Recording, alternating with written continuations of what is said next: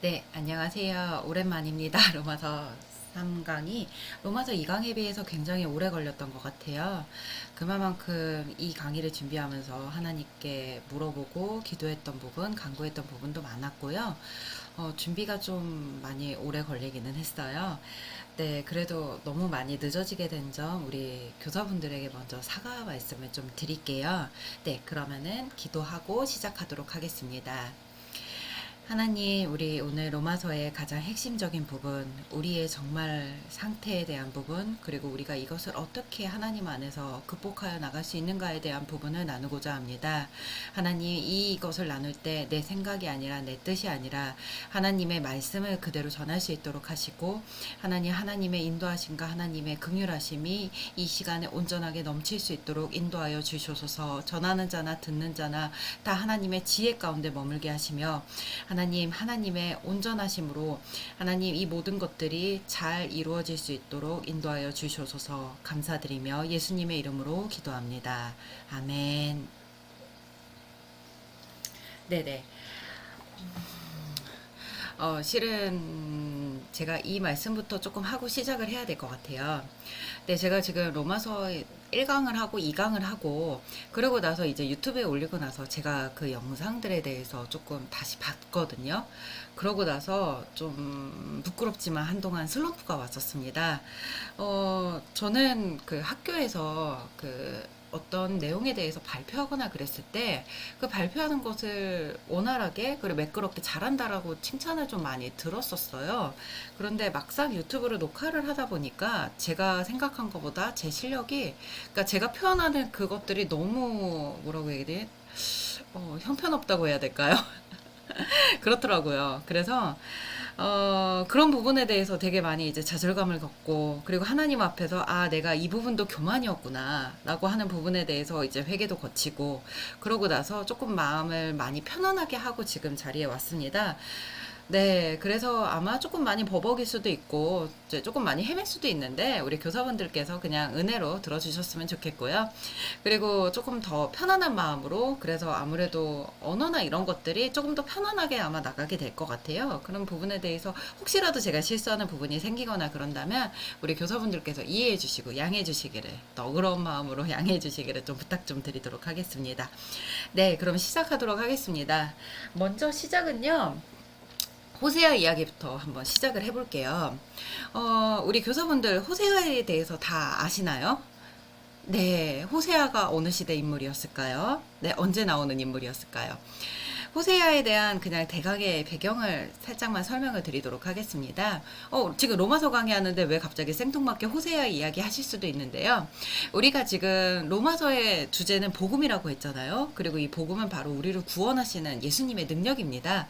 그런데 이 구원에 대해서 구약에서 가장 실제적이게 와닿게 설명을 하는 부분이 호세아이고, 이 부분에 대해서 하나님께서 언급하고 넘어가기를 하셔서, 네, 그래서 이 부분에 대해서 설명을 하게 되는 건데요. 호세아는 이름의 뜻부터가 은혜스럽습니다. 호세아라는 이름은요, 여호와는 구원하신다라는 뜻을 갖고 있습니다. 네, 그리고 북이스라엘로 보내진 두 서신 중에 하나예요. 이게 어떤 의미가 되냐면은요, 그 성경에 나오는 그 선지서는 총 17권입니다. 잠시만요. 지금 제가 그 펜 기능이 지금 켜져 있네요. 네. 구약의 선지서에는, 네. 선지서는 총 17권이 있습니다. 17권 중에서. 네, 대다수의 선지서들이요. 사실은요. 어디로 보내졌냐면은요. 남유다로 보내졌어요. 그리고 아주 소수의 서신들만이 북이스라엘과 그리고 아수르로 보내지게 되거든요.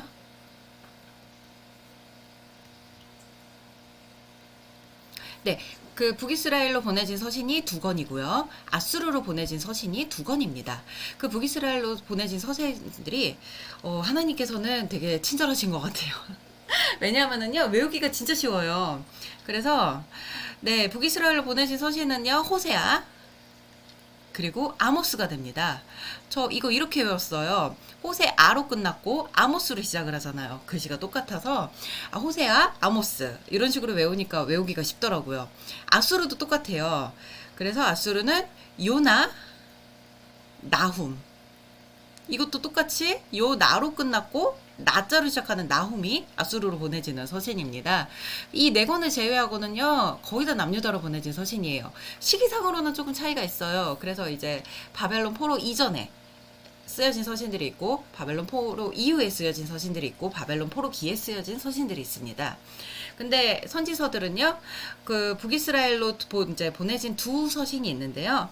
그 두 서신 중에 하나였던 그 호세아는 조금 특별한 사람 중에 하나였어요.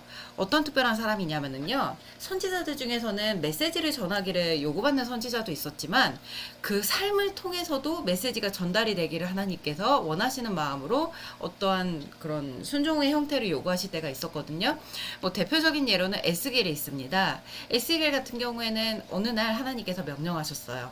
네 아내가 죽었을 때 너는 그걸로 인해서 슬픈 기색도 뜨지 말고 어떤 그런 장례를 하거나 이러지 말라. 그 에스겔의 행동이 그러니까 바벨론 포로기 때 그 사람들이 정말 그렇게 아무런 것에 대해서 그 슬픔이나 아니면 이런 것들을 행할 틈도 없이 그 바벨론 포로로 이렇게 끌려가게 되는 상황에 대한 상징이었거든요. 그거랑 똑같이 호세아 같은 경우에는요, 하나님께서 어느 날 갑자기 명령하십니다.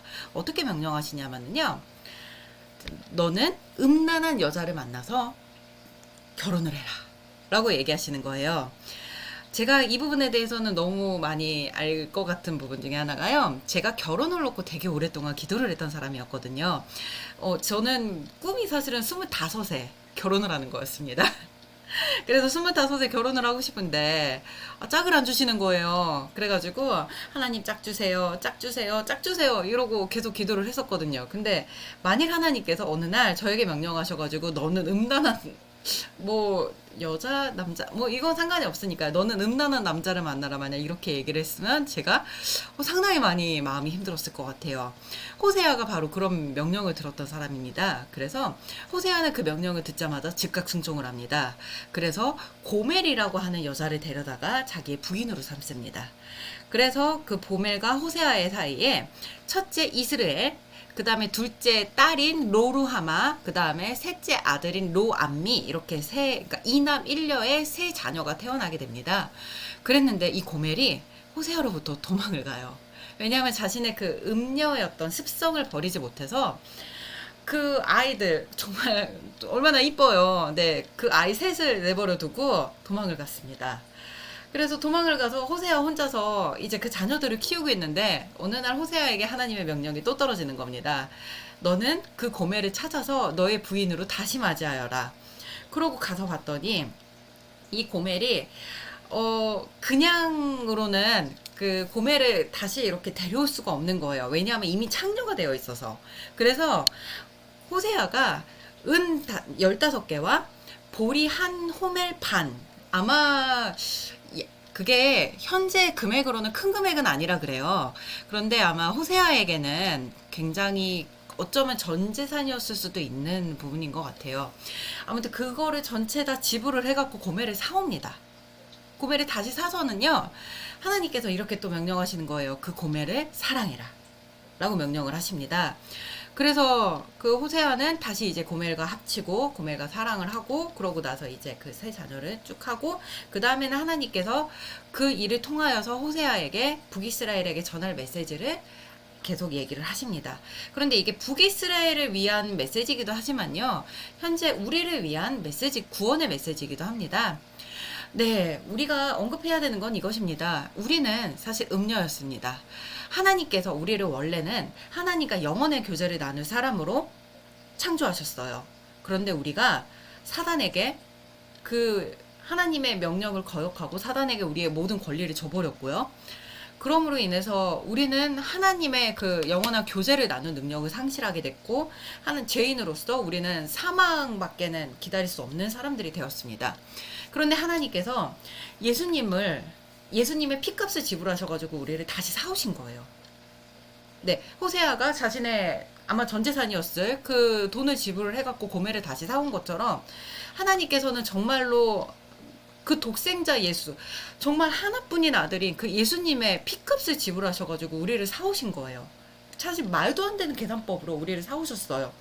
그랬는데 그렇게 사오신 우리가 그 하나님께 대하여 다시 죄를 범해도 괜찮을까요? 이것이 제가 지난주 마지막에 이야기, 그러니까 지난주는 아니고 지난 강의에서 제가 제일 마지막으로 얘기했던 부분이었어요. 우리는 하나님의 은혜를 받아서 우리는 그 예수님의 피값으로 우리를 사망으로 이르게 만드는 이 어마어마한 죄에서부터 구원을 받았어요. 그런데 우리가 만약 이 죄를 또 범하게 된다면 그게 말이 되는 게 우리가 상식적으로 생각해도 당연히 아니죠. 이 호세아의 이 얘기처럼 정말로 호세아가 그 갑주로 사와서 정말 이 고멜을 갖다가 자신의 부인으로 다시 삼았는데 이 고멜이 나는 이 음행의 습성을 나는 이걸 까먹을 수가 없으니까 나는 다시 음료로 나가서 살 거야 라고 한다면 그게 어떻게 되겠어요? 그러면 그 은혜가 고멜에게 다시 한번 주어질까요? 저는 솔직히 모를 거라고 생각을 합니다. 그것이 지난 6장 12절에서 14절에 나왔던 내용. 자, 우리가 읽어보도록 하겠습니다. 그러므로 너희는 죄가 너희 죽을 몸을 지배하지 못하게 하여 몸의 사역에 순종하지 말고 또한 너희 지체를 불의의 무기로 죄에게 내주지 말고 오직 너희 자신을 죽은 자 가운데서 다시 살아난 자 같이 하나님께 드리며 너희 지체를 의의 무기로 하나님께 드리라. 죄가 너희를 주장하지 못하리니 이는 너희가 법 아래에 있지 아니하고 은혜 아래에 있음이라. 네, 하나님께서는 6장 마지막에 분명하게 얘기를 하신 거예요. 죄가 너희 죽은 몸을 지배하지 못하게 해라. 왜냐하면 너희는 그 죄에서부터 구원을 받았으니까요. 여기서 우리의 딜레마가 시작을 합니다. 자, 저로부터 질문을 한번 해볼게요. 그러면 이 죄에서 진짜 제가 완전하게 자유로워졌을까요? 정말로 내가 예수님의 그 은혜와 그거에 너무 감사해서 정말로 눈물을 뿌리면서 정말 그렇게 회개를 하고 하나님 앞에 다시 돌아왔는데 그러면 제가 다시는 죄를 범할 생각도 나지 않고 정말 죄에서 자유로워지고 그랬을까요? 여기에서부터 우리의 딜레마가 시작이 됩니다. 이 부분은요. 자, 7장에서는 이 딜레마에 대한 내용으로 쭉 이렇게 기록을 하게 되는데요. 처음에 시작구가 이거입니다. 형제들아 라고 하는 호칭으로 시작을 합니다. 이게 왜 중요하냐면요. 로마서 전체에서 형제들아라고 하는 표현을 7장 1절에서 처음 쓰기 시작합니다. 사도 바울이 형제들아라고 얘기하는 사람은 같은 믿는 지체들을 향하여 부르는 이제 호칭이죠.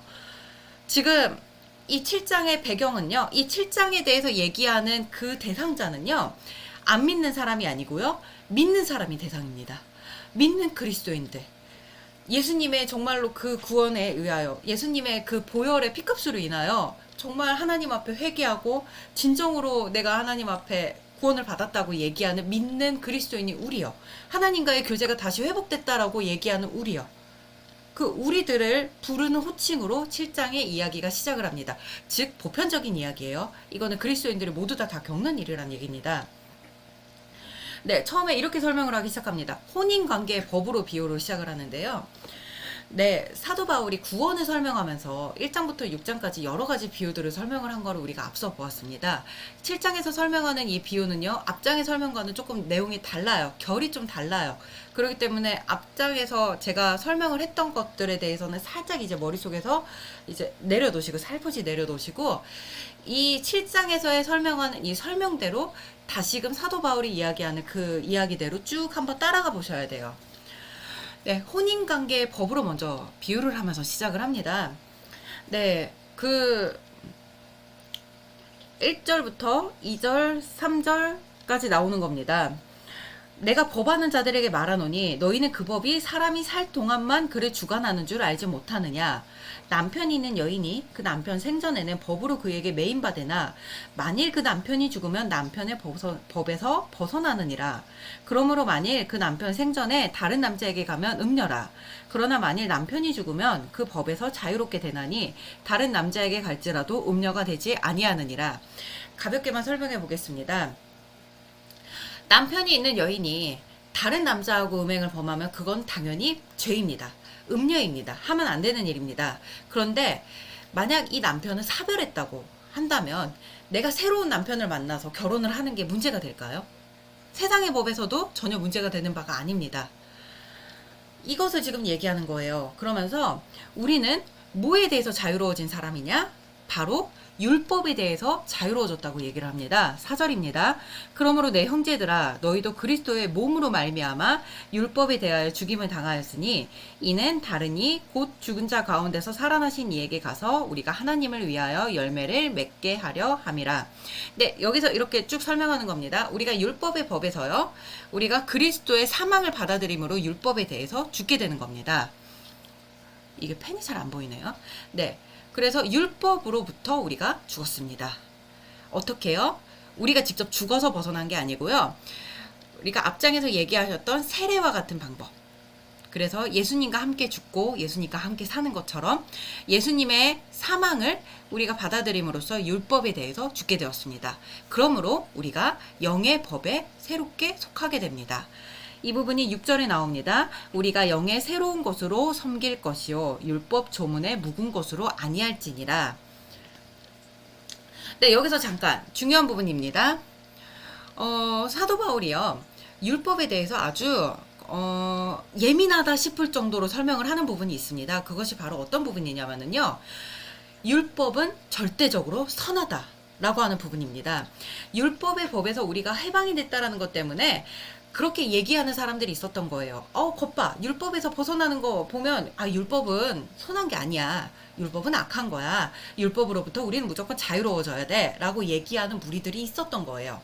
그렇기 때문에 사도 바울은 이 부분에 대해서 아주 단호하게 얘기합니다. 뭐라고 얘기하냐면요, 율법은 악한 것이 아니다, 율법은 선한 것이다. 자, 제가 쓴 내용 그대로 한번 읽겠습니다. 율법에서 벗어나야 한다고 하는 것 때문에 율법이 악하다는 것이 될까? 아닙니다. 사도 바울은 율법의 본질에 대해서 다시금 언급하면서 이렇게 얘기하는 겁니다. 율법이 죄를 행하게 하는 게 아니라, 율법이 악해서 죄를 범하게 된 게 아니라, 죄가 있어서 내 안에서 율법으로 말미암아 죄를 행하게 만들었다 라고 얘기하는 겁니다. 진짜 문제는 죄라고요. 이거 가볍게 설명하면 이런 얘기인데요, 꼭 맞는 비유는 아니니까 그냥 참고로만 들어주시면 될 것 같습니다. 한 아이가 있어요. 한 아이가 있는데 부모님께 굉장히 이제 반항심이 든 거예요. 자, 여기서의 반항심이 바로 죄입니다. 부모에 대한 반항심이 들었어요. 이게 실제 우리가 하나님께 대한 반항심이 들었던 죄의 본질입니다. 네, 그런데 이 반항심을 어떻게든 표출하고 싶은 거예요. 부모에 대해서 나는 이 부모가 싫어. 그렇기 때문에 난 이 부모에게 반항하고 싶어. 근데 어떻게 반항을 해야 될까요? 바로 부모님이 이 아이에게 행하라고 명령한 것. 그러니까 차 조심해라. 그 자전거 위험하니까 조심해서 타라. 그 다음에 숙제해놓고 자라. 뭐 이런 것들 얘기하잖아요. 그리고 공부해라. 이런 것들. 그런 것들에 대해서 반항을 하는 겁니다. 공부해라? 그랬으니까 그럼 나 공부 안 해야지. 숙제해라? 숙제 안 해버려 라고 생각을 하는 겁니다. 율법에 대해서 우리가 똑같은 일이 일어났다는 겁니다. 율법에서 간음하지 말라라는 명이 있었어요. 그런데 내 안에, 죄에는 하나님의 명령을 거역하고 싶은 마음이 있는 거예요. 이 안에. 그래서 하나님의 명령을 거역하고 싶은 마음에, 이 반항심에 이렇게 생각을 하는 겁니다. 간음하지 말라고 하셨으니까 간음해야지 해서 간음을 행하게 했다는 겁니다. 그럼 여기서 문제가 율법일까요? 죄일까요? 너무나 당연하게 죄가 문제가 되는 겁니다. 율법은 악한 것이 아니에요. 절대적으로 선한 것입니다. 그런데 내 안에 죄의 본성, 진짜 죄를 행하고자 하는 이 죄인인 내 마음이 하나님을 반항하는 마음에서 이 율법을 사용해서 죄를 짓게 되는 겁니다. 이 부분에 대해서 그 7절에서부터 13절까지 쭉 설명이 이어지게 됩니다. 그래서 14절의 결론이 이렇게 되는 겁니다. 우리가 율법은 신령한 줄 알거니와 나는 육신에 속하여 죄 아래에 팔렸도다.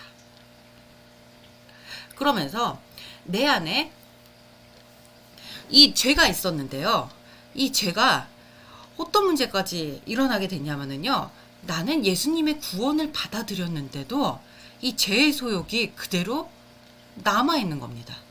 그래서 이런 문제가 일어나는 거예요. 내가 원하는 선이 있어요. 나는 이 행동을 하고 싶어요. 하나님께서 이 선한 행동을 기뻐하세요. 그런데 문제는 내 안에 악을 행하는 마음이 있습니다. 그래서 나는 이걸 행하고 싶지 않은데 행하게 되어버리고 맙니다. 제가 이런 적이 되게 오랫동안 있었어요. 22살 때부터 34살, 5살 정도까지 제가 가지고 있었던 고민들이 있었습니다. 뭐냐 하면은요, 뭐, 여기서니까 그냥 고백하도록 하겠습니다. 음란한 마음이 드는데 이게 절제가 안 되는 거예요. 제어가 안 되는 거예요. 나는 조금 더 하나님 앞에서 하고 싶지 않은데 그것이 나를 다시 데려오더라고요. 계속 그 자리로 다시 데려오는 거예요. 하나님 앞에 열심히 기도를 합니다. 하나님, 날 어떻게든 구원해 주세요. 하나님, 나 이거 하고 싶지 않아요. 근데 이 죄의 사슬이 얼마나 내 안에 올매고 있는지 차오르지기가 너무 어려운 거예요. 모든 사람마다 이런 죄의 부분들이 아마 한 부분씩은, 두 부분씩은 있을 것 같아요. 저는 그 부분이 거기서 있었습니다. 그래서 그 부분 때문에 하나님께 정말 울면서 금식도 많이 해봤고요. 정말 울면서 작정기도도 해보고 그랬는데 이 죄에서 자유로워지지가 않고 죄책감이 어느 순간에 나를 얽매기 시작을 하는 거예요. 그런 경험 해보신 적 우리 교사분들께서는 있으신가요? 이 부분에 대해서 지금 사도 바울이 얘기를 하는 겁니다. 그러면서 이렇게 말을 합니다. 24절에서 25절. 오호라 나는 공고한 사람이로다. 이 사망의 몸에서 누가 나를 건져내랴. 탄식을 하게 되는 겁니다. 나는 공고한 사람입니다. 누가 나를 구원할 수 있습니까? 이게 모든 믿는 사람들에게 사실은 있는 일입니다.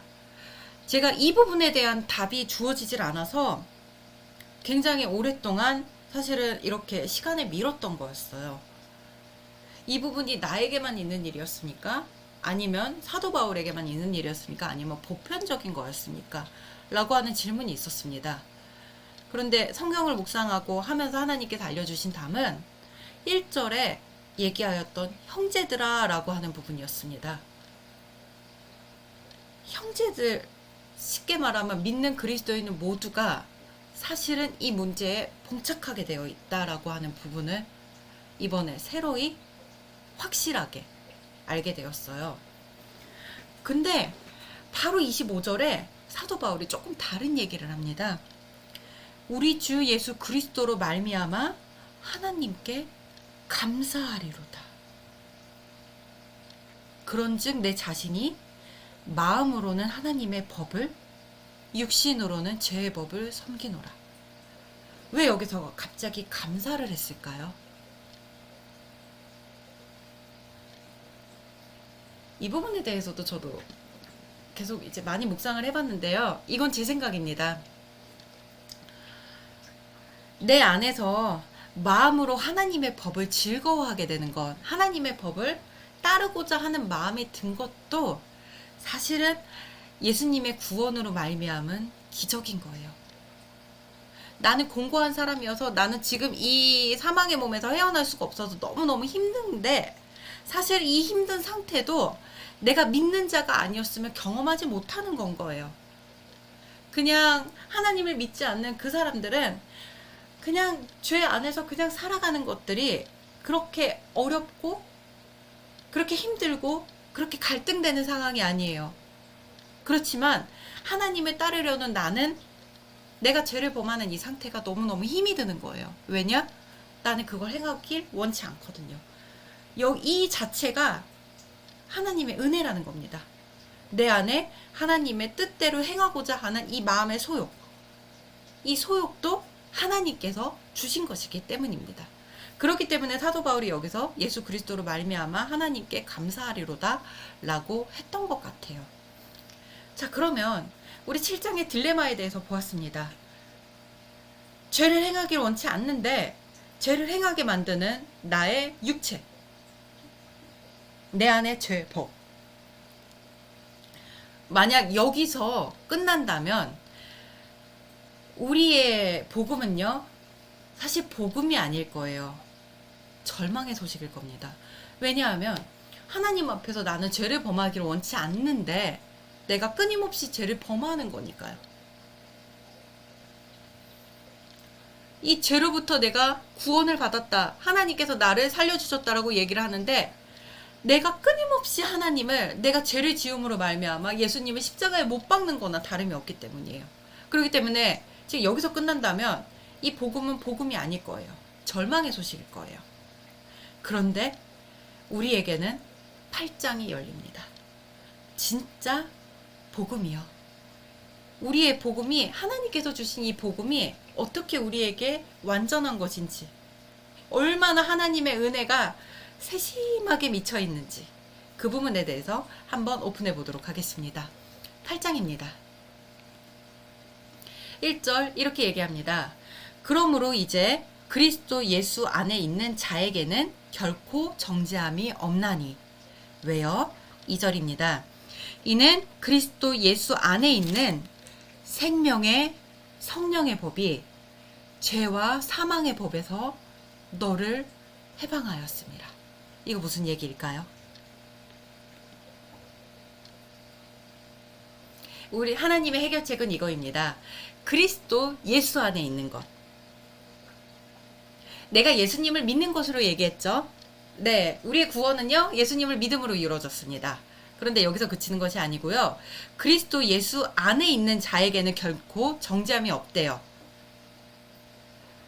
이 그리스도 예수 안에는 무엇이 있냐면요. 생명의 성령의 법이 있다고 합니다. 생명의 성령의 법. 하나님의 해결책은요. 바로 성령님이십니다. 그래서 4절에 이렇게 얘기합니다. 육신을 따르지 않고 그 영을 따라 행하는 우리에게 율법의 요구가 이루어지게 하려 하심이니라. 네, 여기서의 잠시만요. 네, 그 영은요. 성령님이십니다. 여기에 성령님. 그러면 율법의 요구는 무엇일까요?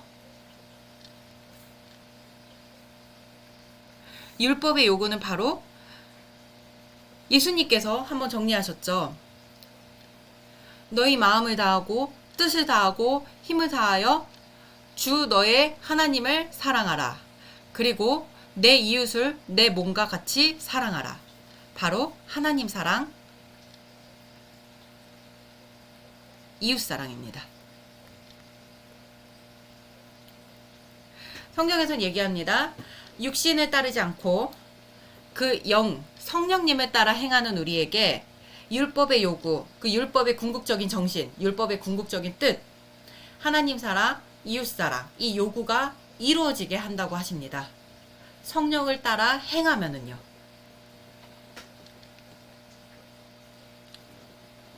그리고 이 성령의 인도하심대로 살면 뒤에 이어집니다. 바로 이 예수님을 죽은 자 가운데서 살리신 이의 영, 바로 성령님께서 예수님을 살리신 것 같이 우리도 그 죽을 몸에서 살리신다고 얘기하는 겁니다.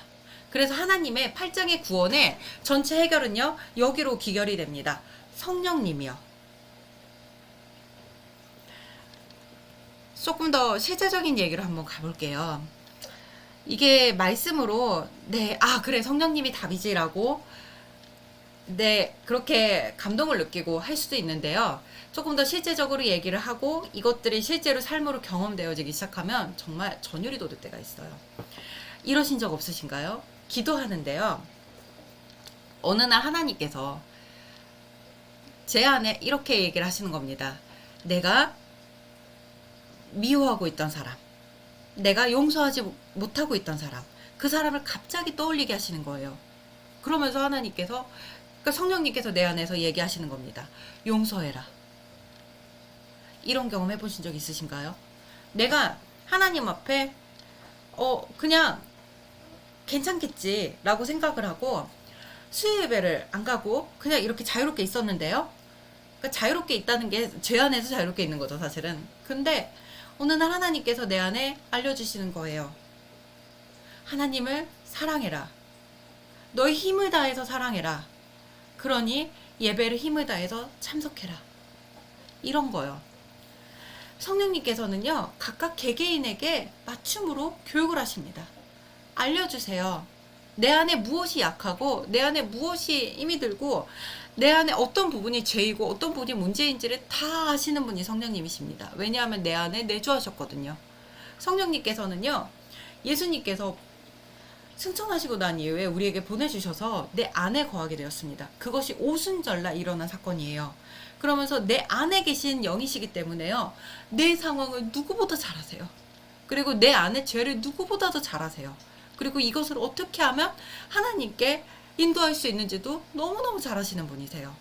그래서 성령님의 인도하심에 귀를 기울이고 성령님의 인도하심에 이렇게 하나하나, 그러니까 행한다는 게 순종한다는 거거든요. 성령님의 음성에, 성령님의 인도하심에 민감하게 순종하고 나아가다 보면 어느 순간 이 율법의 요구가 이루어지더라고요.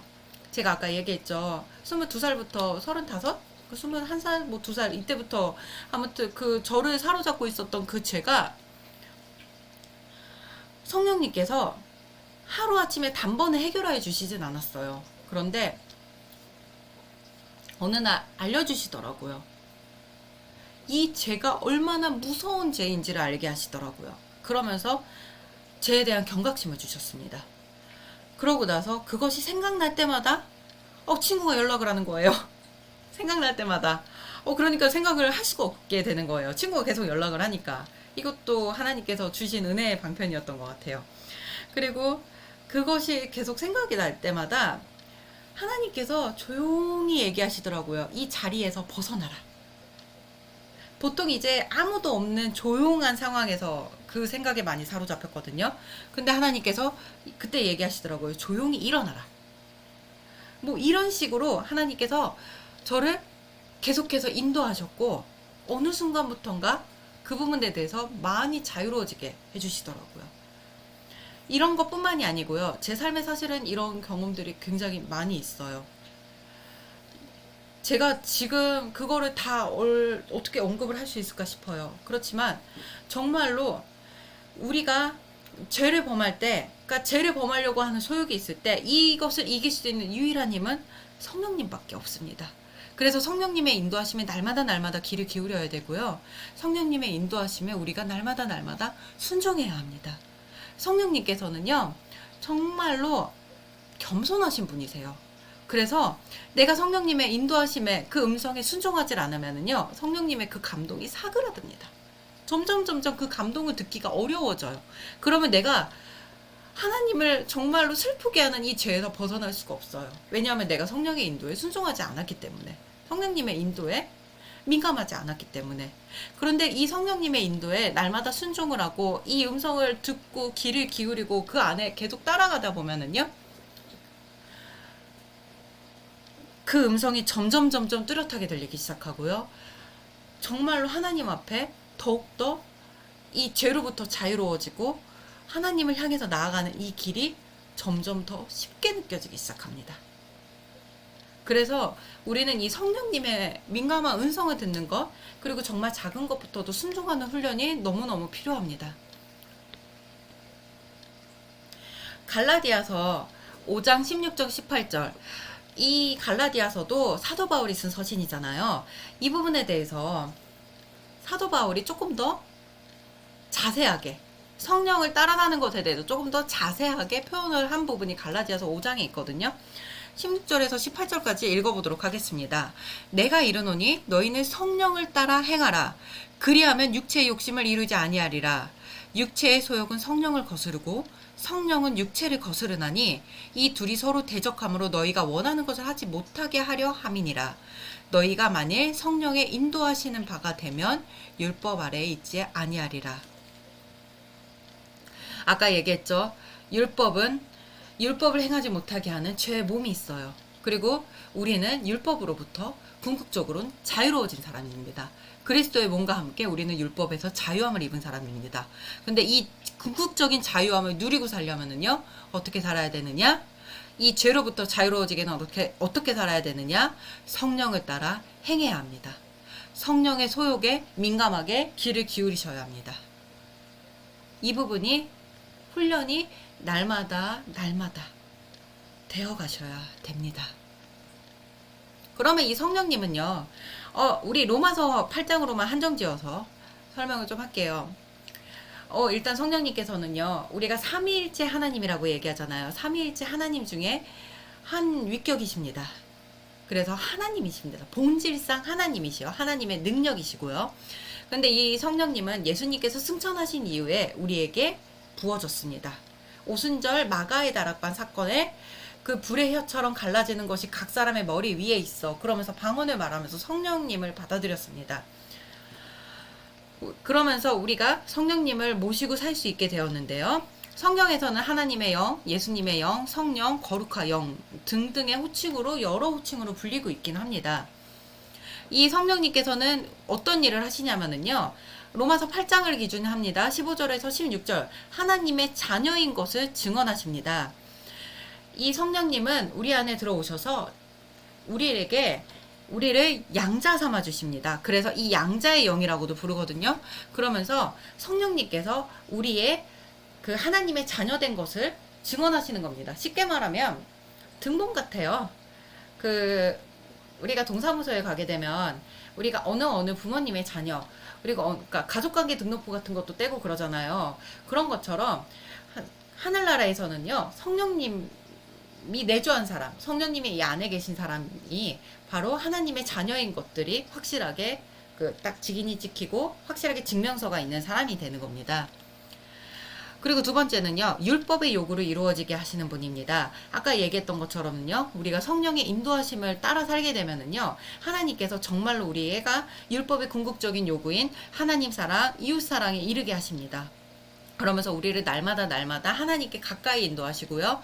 그리고 하나님이 기뻐하시는 바로 인도하시고요. 그러면서 우리가 하나님과 더욱더 친밀한 교제, 내밀한 교제를 가질 수 있도록 하나님께서 인도해 주십니다.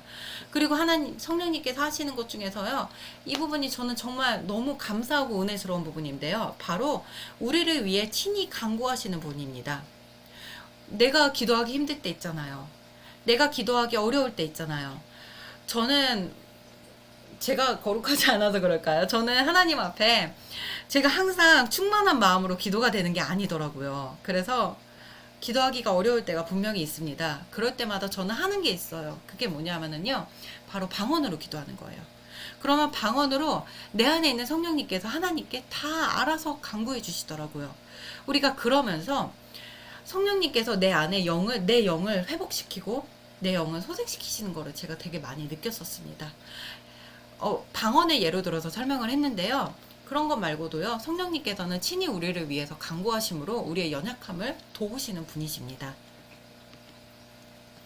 그래서 우리가 최종적으로 정리해 보도록 하겠습니다. 우리의 구원은요, 하나님께서요, 우리를 원래 창조하셨던 이 창조의 원형이 있잖아요. 이 원형을 온전하게 회복시키는데 그 목적이 있으세요. 우리는 원래 하나님의 신부로서, 그러니까 우리 하나님과 영원한 교제를 나눌 사람으로서 창조가 되었습니다. 그것이 천사하고 다른 점이에요. 다른 피조물과 다른 점이에요. 사람만이 하나님과 영원한 교제를 나누도록 지음을 받았고요. 그렇기 때문에 하나님께서 사람에게 자유의지를 주셨습니다. 안 그러면 우리도 로봇하고 교제할 수는 없잖아요. 그런 똑같은 이치입니다.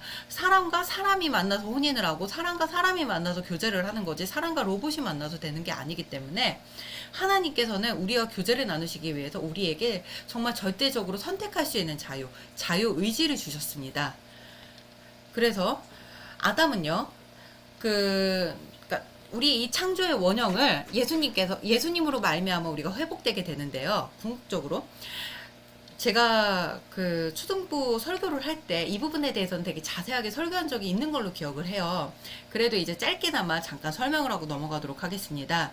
사람은요, 하나님의 형상대로 하나님의 모양대로 지음을 받았습니다.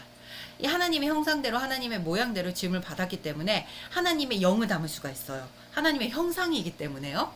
그래서 사람은 원래 본질상 그릇으로 만들어졌습니다. 하나님의 영을 담을 그릇으로요. 그리고 난 다음에 하나님께서 바로 그 생기를 코에 불어 넣으시니 사람이 생명이 된지라 라고 창세기에 나와 있습니다. 하나님의 생기를 받아들이면서 그릇으로 지음받은 사람이 비로소 생명, 진짜 살아있는 영이 되었습니다.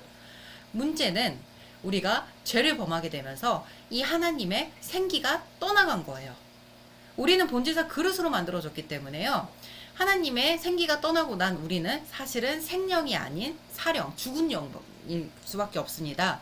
그래서 하나님께서는 아담의 죄 이후에 선포하십니다. 너는 흙이니 흙으로 돌아갈지니라. 흙이래요. 사람이 아니고 흙이라고 얘기하십니다. 더 이상 그 생명이 그 안에 있지 않습니다. 그런데 예수님께서 우리 안에 이 죄값을 지불하시고, 그리고 원래 하나님의 생기이셨던 성령님께서 우리 안에 다시 들어오셨습니다. 그러면서 사람이 비로소 다시 생명이 되었습니다. 이것을 기억하셔야 돼요. 우리는 원래 하나님의 영을 받는 그릇으로 지음을 받았고요. 그래서 하나님의 영을 받아서 하나님의 영으로 말미암아 생명이 된 사람인데, 우리가 죄를 범하고 난 이후에 우리는 죽은 영이 되었습니다. 죽은 자가 되었습니다. 그런데 성령님께서, 그러니까 예수님의 구원 사역 이후에 하나님의 생기이셨던 성령님이 궁극적으로 회복이 되는 겁니다. 성령님께서는 저를 이제 도와주셔서, 저의 연약함을 도와주셔서 제가 하나님께 교제하도록 나아갈 수 있도록, 그리고 율법의 요구로 이루어지게 할 수 있도록 하시는 역할도 담당하고 계시지만, 궁극적으로 사실은 사람은 원래 성령님을 모시고 사는 존재인 거예요. 원래 그것이 창조의 원형이었습니다. 창조의 원형의 회복은 이것만으로 그치는 것이 아닙니다. 아담이 원래 있었던 장소가 어디였죠? 에덴 동산이었습니다. 에덴 동산은 정말, 저는 사실 에덴 동산이 어떤 공간이었을까 제일 궁금해요. 거기에는 얼마나 맛있는 나무의 실과가 열심히 열렸으며, 얼마나 자연이 이뻤으며, 우리도 그 자연을 보면 굉장히 회복이 되고 굉장히 이제 좋잖아요. 근데 아무튼 정말 하나님께서 지으셨던 온갖 자연 중에서 아마 가장 아름다운 곳이 아니었을까라고 생각을 해봅니다. 그런데 이 에덴 동산은요, 가장 중요한 의미가 뭐였냐면요, 하나님과 교제할 수 있는 상태를 상징합니다. 그래서 아담의 죄를 범한 이후에 에덴 동산에서 쫓겨나서 더 이상 에덴 동산으로 들어갈 수가 없었습니다. 하나님과 교제할 수 있는 상태로 들어갈 수가 없었습니다. 그런데요, 예수님의 구원 사역 이후에 하나님과 교제할 수 있는 상태가 회복이 되었는데요. 우리가 물질적으로 보이는, 이제 정말 눈으로 보이는 에덴 동산은 없습니다. 그렇지만 하나님과 교제할 수 있는 상태의 회복이 얼만큼 완벽하게, 완전하게 이루어졌냐면요, 바로 이것입니다. 우리의 죄 값이 지불되었습니다. 그래서 죄의 더 이상 죄 아래에 있지 않습니다. 그리고 아까 얘기하였던 성령님으로 말미암아 우리 안에 있는 죄의 소욕이 해결이 되었습니다. 성령님으로 말미암아요. 죄의 값은 예수님의 피, 보혈이었고요. 그 다음에는 마지막입니다. 죄의 영향에서의 자유가 있는데요. 이 죄의 영향으로 가장 대표적인 것들은요, 뭐 여러 가지 것들이 있는데요. 이게 제가 펜이 잘 안 보여요, 여기서. 죄의 영향으로 우리에게 나타난 것 중에 하나는요, 사실은 질병이 있습니다. 그래서 예수님께서 이 땅에 오셔서 그 공생애를 하셨을 때 정말 병자들의 치료를 많이 하시잖아요. 그 병자들의 치료를 하시면서, 그 병자들의 치료를 하실 때 어떤 경우에 한해서는요, 그 사람의 죄를 해결해 주셨다라고 먼저 얘기를 하시는 경우가 있어요. 죄의 결과로 질병이 왔기 때문에 그렇습니다. 그리고 죄의 직접적인 결과는 아니지라도 원래 하나님께서 지어진 이 세상에는 질병이라는 없었습니다. 그런데 우리가 죄를 지음으로 말미암아 이 모든 피조물들은 신음하게 되었고, 이제 로마서 8장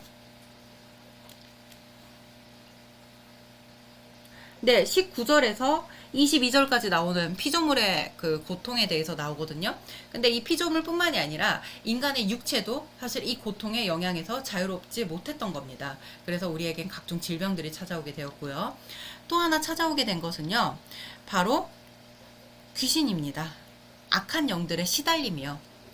뭐 거창하게 생각할 거 없고요. 아까 얘기하였던 그 죄의 소욕의 문제가 있잖아요. 그런데 우리를 죄로 계속해서 이끌고자 이제 하기를 원하는 마귀의 속삭임은 사실 지금도 있습니다.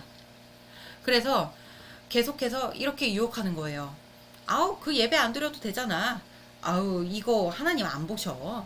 너 그거 조금 도둑질해도 몰라. 너 지금 이 음란한 거 하나 봐도 하나님께서 모르셔.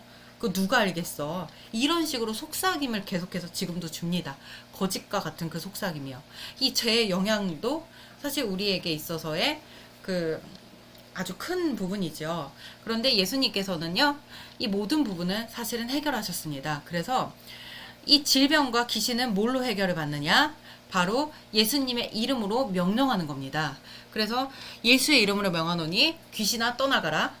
예수의 이름으로 명하노니 그 몸에 있는 질병은 당장 물러갈지어다. 나음을 얻을지어다. 라고 우리가 예수님의 이름으로 당대하게 선포할 수 있는 겁니다. 그러면서 우리가 하나님과 교제할 수 있는 원형의 상태를 회복하게 되는 겁니다. 제 값이 지불되고 제 소욕이 해결되고 제 영향에서 자유로워지면서요. 그러면서 사도 바울은 8장 그 뒷부분에 그리스도인의 고난에 대해서 짧게 언급을 합니다. 네, 이거는 뭐냐면은요. 우리는 성령을 받아들인 사람이고, 그리고 예수님으로 말미암아 우리는 예수님과 함께 하나님의 자녀가 되었을 뿐만이 아니라 자녀가 되었기 때문에 자녀의 또 하나의 특권은 뭘까요? 바로 상속받는 것입니다. 그렇기 때문에 우리는 상속자 된 사람으로서 예수님과 함께, 상속자인 예수님과 함께 고난을 받는 것이 마땅하다. 이것은 너무나 당연한 것이다. 라고 하는 짧은 언급이 들어갑니다. 그러나 이 영광은 앞으로의 영광과는 좋게 비교할 수 없는 그러니까 아주 작은 부분의 고난입니다. 이 영광을 나중에 보게 되면 우리가 이 지금 당하는 고난에 대해서는 아마 잊어버리게 될 거예요. 저 지금은 제가 연하를 낳았잖아요. 사실은 그냥 그 정도의 감각만 있어요. 제가 출산을 할 때 좀 아팠지? 정도의 감각만 있는데 저희 그 신랑 그 남편 전도사님의 말에 따르면은요, 정말 그 출산하는 그게 있는 모든 사람 중에서 제가 제일 시끄러웠대요. 제가 제일 신음하고 제일 하고, 그래서 밖에서 간호사들이 어떻게 막 이랬다고 하더라고요. 아무튼 제가 원래는 고통을 되게 잘 참는 편이거든요. 근데 진짜 출산 고통 많이 아프긴 하더라고요. 그런데 지금 사실은 연하를 키우면서는 다 까먹었습니다. 그리고 연하 보면 너무 이뻐 죽겠어요. 그 고통 겪고 나을만 한 것 같습니다. 우리의 고난은요, 우리가 앞으로 나타나게 될, 우리가 앞으로 마주하게 될 영광에 비해서는 아주 극히 작은 부분일 겁니다. 우리는 그 영광의 날을 기대하고 소망하고 있어요. 우리의 구원은요, 사실은요, 완료된 구원이기도 하지만 현재 진행형의 구원이기도 합니다. 우리의 궁극적인 구원은요, 사실은 저 천국에 들어가는 날에 끝나게 되는 겁니다. 사실은 그 천국에 들어가도 하나님과의 영원한 교제의 시작이죠. 지금도 영원한 교제를 하고 있지만, 지금도 그 천국을 일부분은 맛보고 있지만, 사실 거기서는 우리가 온전한 천국, 온전한 하나님과의 교제, 온전한 사귐, 온전한 누림이 거기에 있게 될 겁니다. 그렇기 때문에 우리도 그 영광의 날을 기대하고 소망하고 있는데요. 우리의 소망은요, 사실 진짜 어디에서도 사실 비견할 수 없는 진짜 소망입니다. 왜냐하면은요, 하나님께서 우리를 사랑하시기 때문입니다. 우리를 사랑하시는 그 하나님께서 정말로 그 아들을 아끼지 아니하시고 우리에게 주신 분께서 우리를 천국까지 능히 인도하지 않으실까요? 너무나 당연하게 인도하실 겁니다. 그렇기 때문에 8장의 마지막은요, 바로 이런 부분으로 끝나게 되는 겁니다. 37절, 그러나 이 모든 일에 우리를 사랑하시는 이로 말미암아 우리가 넉넉히 이기느니라. 우리는 지금 죄의 몸과 계속해서 싸우는 중에 있습니다. 사실 이거는 천국 가는 날까지는 안 끝날 거예요. 우리가 성령의 인도하심으로 계속해서 날마다 이 몸의 죄의 몸을 날마다 죽이고, 우리가 성령의 인도하심에 따라서 하나님 앞에 날마다 살아가야 되는 사람입니다. 이것은 천국 가는 그날까지 끝나지 않을 건데요.